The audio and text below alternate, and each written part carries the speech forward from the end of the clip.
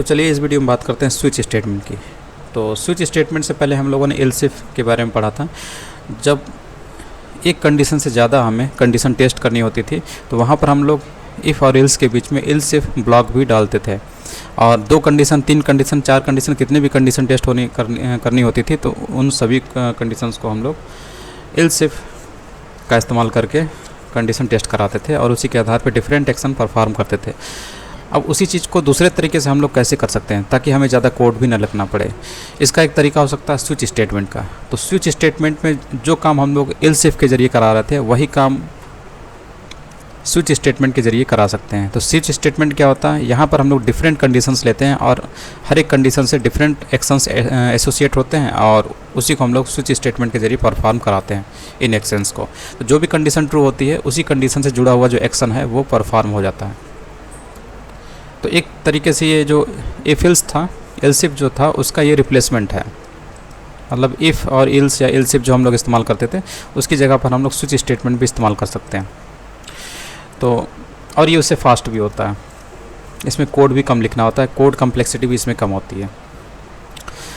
तो यहाँ पर सबसे पहले इसका स्टेटमेंट देख लेते हैं। तो स्टेटमेंट कुछ इस तरीके का होता है, स्विच कीवर्ड आपको लिखना होता है और पैरेंथेसिस में आपको एक्सप्रेशन लिखना होता है, और इस एक्सप्रेशन से जो आउटपुट आता है वही इस केस के आगे जो लिखा हुआ है ये जो वैल्यूज़ हैं इनसे मैच होना चाहिए। और जो भी मैच होता है तो उस केस से संबंधित जो कोड होता है उस केस के अंदर जो कोड पड़ा हुआ है जैसे कि ये है, ये एग्जीक्यूट कर जाता है। ठीक है, तो इस चीज़ से कंपेयर होता है इसकी, मतलब मैचिंग होती है इन चीज़ों से, ये जो केस के आगे लिखे हुए हैं। तो कुछ इस तरीके का होता है। तो एक आपने यहाँ पर केस एक्स में दिया हुआ है, मतलब आप ये दिखाना चाहते हैं कि यहाँ से जो भी चीज़ वैल्यू आएगी वो इससे टेस्ट होगी। अगर ये और ये दोनों सेम होते हैं तो इस केस में जो कोड पड़ा हुआ है ये एग्जीक्यूट कर जाएगा, और इसके एग्जीक्यूट करने के बाद बाकी जो कोड है वो एग्जीक्यूट क्या, टेस्ट भी नहीं होता है। ठीक है, केवल एक जो है वही रन करता है। और अगर इससे भी मैच नहीं हुआ इसकी वैल्यू और इससे भी मैच नहीं हुआ, ठीक है, तो ना तो ये चला ना ही ये चला, तो लास्ट में कौन चलेगा, डिफ़ॉल्ट में जो कोड पड़ा हुआ वो चल जाएगा। तो डिफ़ॉल्ट का इस्तेमाल जैसे हम लोग एल्स का इस्तेमाल करते थे, तो ऊपर से चलने पर इफ़ एल्स इफ जितने भी कोड पड़े हुए हैं कोई भी नहीं चलता तो लास्ट में एल्स वाला ब्लॉक चलता था। तो यहाँ पर एल्स की जगह ले रहा है डिफ़ॉल्ट। तो डिफ़ॉल्ट में जो कोड पड़ा होता है वो चलता है अगर ऊपर से कोई भी केस जो है मैच नहीं होता है, मतलब कोई भी केस वाला जो कोड है नहीं चलेगा, मैचिंग नहीं हुई इनसे इसकी, तब ये कोई ब्लॉक नहीं चलेंगे। ये केस एक्स ये भी ब्लॉक नहीं चलेगा, केस वाई वाला ब्लॉक भी नहीं चलेगा। ठीक है, तो लास्ट में डिफ़ॉल्ट वाला चलेगा। तो कुछ इस तरीके से होता है। कैसे काम करता है, ठीक है, स्विच एक्सप्रेशन जो होता है एक बार ही इवेल्युएट होता है और मैचिंग होती है, यही चीज़ दी हुई जो चीज़ मैंने अभी बताई है। कोई भी मैच नहीं होती तो डिफ़ॉल्ट में जो डिफ़ॉल्ट कोड ब्लॉक जो होता है वो एग्जीक्यूट करता है, यानी कि जो नीचे वाला है। ठीक, और यहाँ पर ये बता रहा है, ठीक, कैसे है इसको देख लेते हैं। तो इसने क्या काम किया, इसने देखिए यहाँ से न्यू डेट, इससे एक जावास्क्रिप्ट ऑब्जेक्ट आपके सामने आया, डेट ऑब्जेक्ट, इससे आपको डेट पता चल जाती है। और इस ऑब्जेक्ट से गेट डे मेथड का इस्तेमाल करके आप डे निकाल लेते हैं। ठीक, तो डे से आपको 0 से 6 के बीच नंबर मिलता है। ठीक है, तो इससे आपको ओवरऑल 0 से 6 के बीच एक नंबर मिलेगा, और जो भी आज की करेंट डेट होगी उसका जो डे आया होगा वो जिस नंबर से केस के आगे जो लिखा हुआ है जिस नंबर से भी मैच करता है वही केस वाला जो ब्लॉक है वो रन कर जाता है। जैसे कि आज 26 जुलाई है, ठीक, 26 जुलाई के हिसाब से कौन सा डे आएगा, तो उसी डे के हिसाब से आज है, डे के हिसाब से जो आज का दिन है वो है वेडनेसडे। वेडनेसडे के लिए जो 0 होता है वो उसके लिए संडे होता है, संडे है यहाँ पर। ठीक है, वेडनेसडे के लिए आपको इससे मिलेगा 3। ठीक है, 3 मिलेगा, तो 3 टेस्ट होगा, इससे टेस्ट हुआ तो ये मैचिंग नहीं हुई। फिर उसके बाद कंट्रोल यहाँ पर आया, इससे मैच किया, इससे भी नहीं हुआ, इससे मैच किया, इससे भी नहीं हुआ। लेकिन यहाँ पर केस के आगे जो 3 लिखा हो, इस 3 से यहाँ से आने वाली जो वैल्यू है 3 ये मैच कर जाती है, क्योंकि यहाँ से आपको 3 मिलता है और उसके बाद ये 3 से मैच कर जाता है। तो वेडनेसडे जो वैल्यू है वो इसमें स्टोर हो जाती है डे वाले वेरिएबल में। उसके बाद आपको ब्रेक कीवर्ड लिखा हुआ है। ठीक, तो ब्रेक कीवर्ड से क्या होता है, ये स्विच ब्लॉक ब्रेक हो जाता है और कंट्रोल जो है इन सभी को टेस्ट नहीं करता है। इसके बाद सीधे कंट्रोल जो है इस स्विच ब्लॉक के बाहर आता है, यानी कर्ली ब्रैकेट से नीचे आ जाता है, और उसके बाद ये वाले कोड रन कराता है। ठीक है, और इसका तो आपको मतलब पता ही है ये क्या काम करता है। इस HTML डॉक्यूमेंट में जो डेमो आईडी वाला जो एलिमेंट होता है उसको सर्च करता है ये मेथड और उसके इनर एचटीएमएल पर, इनर एचटीएमएल यानी कि डेमो आईडी वाला जो एलिमेंट है कौन सा इसको मिला, ये पैराग्राफ एलिमेंट, क्योंकि इसी की आईडी डेमो है। और उसके इनर एचटीएमएल मतलब ओपन टैग और क्लोज टैग के बीच में जो क्षेत्र होता है वो इनर एचटीएमएल होता है, या फिर content of this paragraph element उसको कहा जाता है। यहाँ पर ये क्या रखने की बात कर रहा है, इस स्ट्रिंग को रखेगा, ठीक। और इसमें यहाँ पर डे की वैल्यू इसको मिल जाती है इस केस 3 में पड़े हुए वेरिएबल से, जिसमें आपका वेडनेसडे आ जाता है, ठीक। तो इसीलिए इसको रख दिया जाता है इस पैराग्राफ एलिमेंट में यहाँ पर, ठीक है, जिसको पैराग्राफ एलिमेंट डिस्प्ले करता है आपको यहाँ दिखाई देता है, ठीक है। तो इस तरीके से होता है। इसके बाद आता है ब्रेक कीवर्ड। तो ब्रेक कीवर्ड का काम क्या होता है, ये जो एग्जीक्यूशन होता है स्विच ब्लॉक का, इसको ये स्टॉप कर देता है, रोक देता है, और जो कंट्रोल जो है वो स्विच ब्लॉक के बाहर आ जाता है, ठीक है। और अगर आपने ब्रेक कीवर्ड इस्तेमाल नहीं किया, जैसे कि मान लीजिए इस केस में हम लोगों की जो वैल्यू आई थी यहाँ से, इसे 3 आया था और इससे मैच हो गया था, ठीक है। तो यहाँ पर इसने इसको एग्जीक्यूट किया तो वेडनेसडे की वैल्यू डे में आई, उसके बाद ब्रेक कीवर्ड मिलने से स्विच ब्लॉक जो है ब्रेक हो गया और कंट्रोल स्विच ब्लॉक के बाहर आ गया, ठीक। ये तो नॉर्मल वर्क है। लेकिन अगर आपने सपोज यहाँ ब्रेक नहीं दिया, ठीक, ब्रेक नहीं दिया तो क्या होगा, कंट्रोल जो है ये जो नीचे वाले केसेस हैं इसको एग्जीक्यूट करने के बावजूद नीचे वाले केसेस को भी वो टेस्ट करता चला जाएगा, ठीक। तो एक प्रकार का फालतू समय इसमें बर्बाद होगा इनको टेस्टिंग में, ठीक है। तो थोड़ा सा प्रोग्राम जो है आपका स्लो पड़ सकता है क्योंकि आपने यहाँ पर ब्रेक दिया ही नहीं है, ठीक। तो इसीलिए ब्रेक देना ज़रूरी होता है कि जहाँ पर भी एक कंडीशन सेटिस्फाई हो जाए आप वहाँ पर ब्रेक भी डालिए ताकि स्विच ब्लॉक से कंट्रोल बाहर आ जाए, यानी कि जो स्विच ब्लॉक का जो कोड है उसका एग्जीक्यूशन वहीं पर स्टॉप हो जाए। Next case will be executed even if the evolution does not match the case.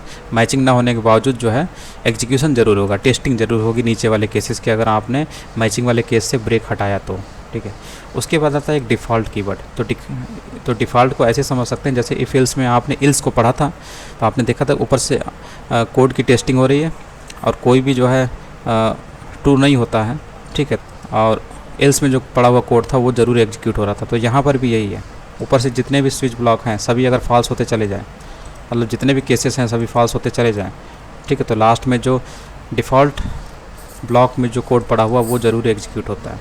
अब देखिए यहाँ पर ये, ठीक है, ऊपर वाला कोई भी केस अगर ना हो, जैसे कि यहाँ से आपको कितना मिल रहा है, यहाँ से आपको मिलता है 3 और ना तो इससे मैच होगा 3, ना तो इससे मैच होगा, ठीक है। तो जो डिफ़ॉल्ट ब्लॉक में जो कोड पड़ा हुआ ये ज़रूर एग्जीक्यूट करता है, ठीक है। इसलिए आपको इससे क्या मिलता है, यही वाला मिलता है, ठीक। ये चीज़ और एक चीज़ और है कि डिफ़ॉल्ट को आप ऊपर भी इस्तेमाल कर सकते हैं, ठीक है, इसके ऊपर भी इस्तेमाल कर सकते हैं। बस अंतर ये है कि जब आप डिफ़ॉल्ट ब्लॉक को ऊपर इस्तेमाल करेंगे तो आपको उसके अंदर ब्रेक कीवर्ड भी लिखना पड़ेगा, और सबसे नीचे अगर इस्तेमाल कर रहे हैं तो जाहिर सी बात है वहाँ तो ऑलरेडी जो है आपका एग्जीक्यूशन स्टॉप ही होने वाला है, स्विच का जो एग्जीक्यूशन है, तो वहाँ पर आपको ब्रेक लिखने की ज़रूरत नहीं, यानी कि यहाँ पर आपको डिफ़ॉल्ट के अंदर ब्रेक लिखा हुआ नहीं दिखाई दे रहा है, ठीक। लेकिन अगर आपने ऊपर इस्तेमाल किया तो आपको लिखना पड़ेगा डिफ़ॉल्ट के अंदर ब्रेक, ठीक है। जैसे यहाँ पर देखिए डिफ़ॉल्ट को इसने ऊपर इस्तेमाल किया तो इसने डिफ़ॉल्ट के अंदर ब्रेक कीवर्ड भी डाला है, इस तरीके से। यही चीज़ है इसमें, ये सब दिया हुआ है। अब इसके बाद ये बोल रहा है कि sometimes you will want different switch cases to use the same code.